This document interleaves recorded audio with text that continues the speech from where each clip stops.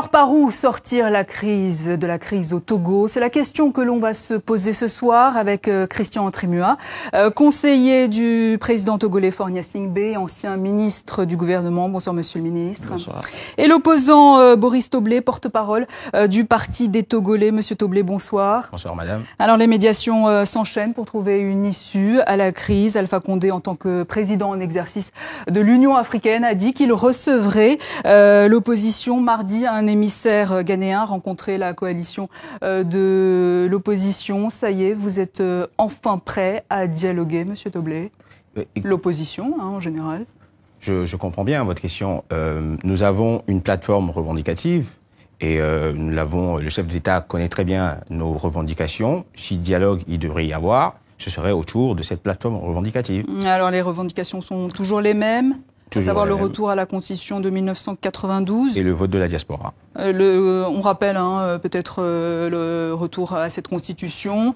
2 mandats. 2 mandats pour un président élu. Limitation rétroactive.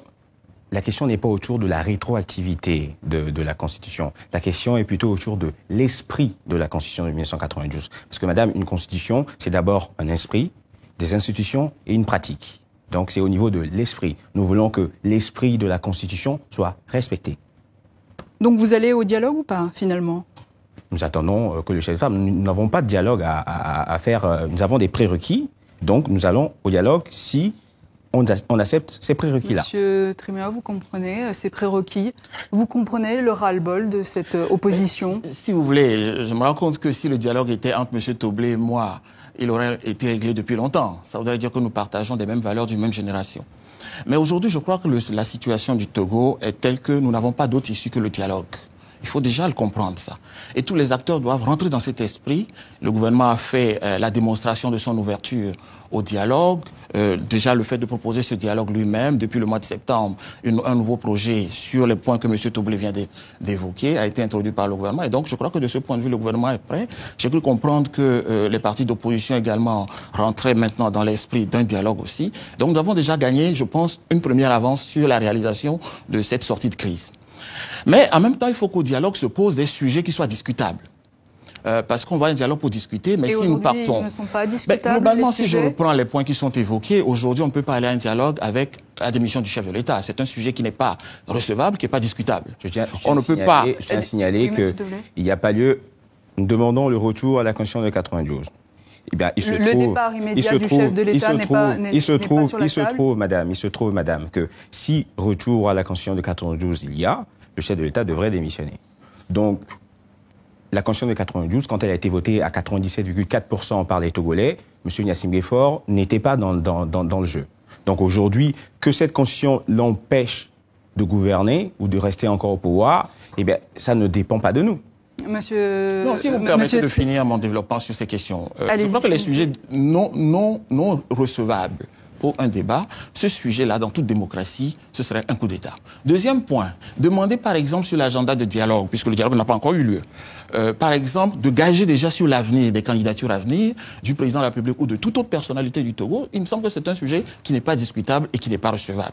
En revanche, l'argument des coups d'État, je tiens à préciser qu'en matière de coups d'État, en matière de coups d'État, l'opposition togolaise... On va laisser terminer, monsieur. Dans toute démocratie, ce sont les élections qui départagent les acteurs et qui donnent le pouvoir. Mais si au dialogue, il me semble que le problème du dialogue, ce sont les institutions, M. Toblé l'a évoqué tout à l'heure. Il faut qu'on aille au dialogue, soit l'idéal aurait été de discuter d'une nouvelle constitution. Tout le monde a fait aujourd'hui le constat que la constitution de 1992 est chrysogène, qu'elle a montré ses limites et qu'il faut aller vers une 5e république. Mais cette option n'est pas retenue. Une deuxième option possible, c'était une réforme en profondeur de la constitution actuelle.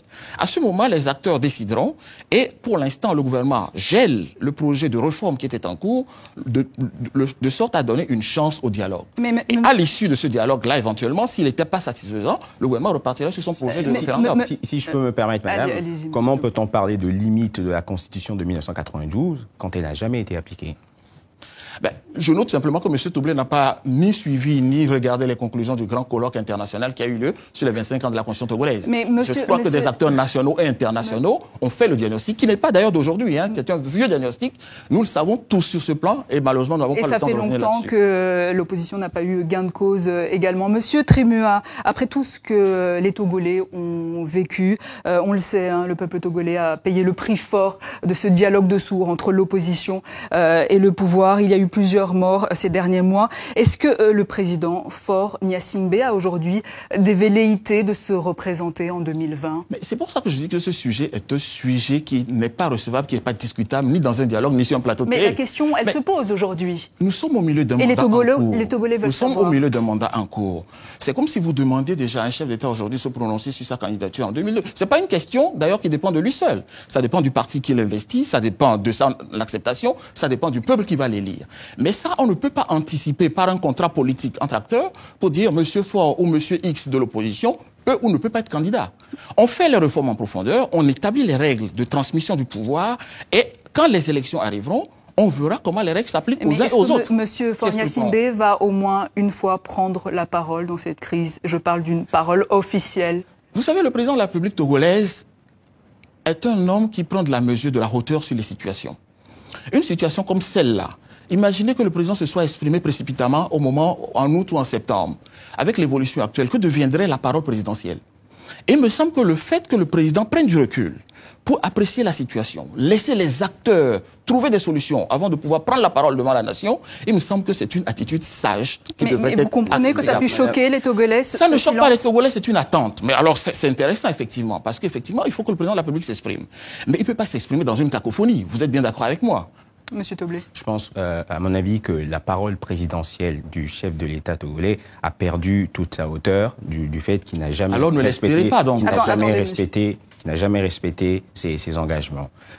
Quand on s'engage à faire des réformes et au bout de 10 ans, on ne fait pas de réformes, et non seulement on n'en fait pas, mais on ose dire à la population que l'APG est obsolète. Je suis désolé, la parole présidentielle ne vaut plus rien aujourd'hui. Et d'ailleurs, je tiens à dire, le silence du chef de l'État togolais témoigne de deux choses. La première chose, c'est d'un profond mépris pour le peuple togolais. Et ça, les Togolais l'ont compris.